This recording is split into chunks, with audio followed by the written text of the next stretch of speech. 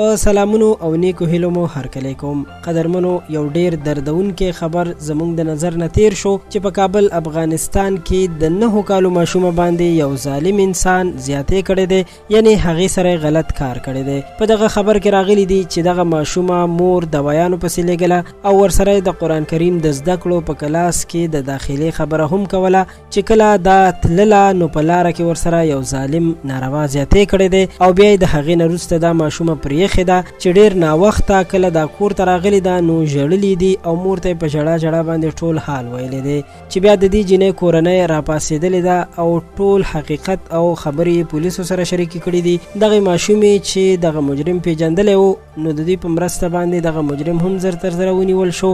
دا واقعه ټوله د BBC پښتو څانګې رپورټ کړې ده.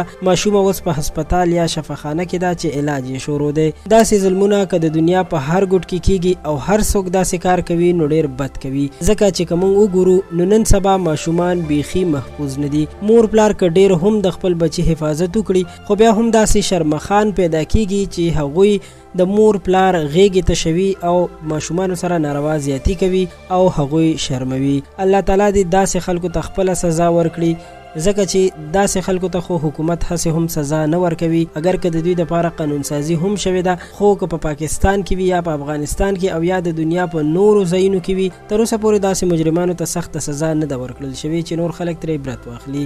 قدرمنو، د پښتو پوسټ چینل دا ویډیو همدومره وه. زموږ چینل پښتو پوسټ در سره هم سبسکرایب کړئ. ډیره مننه.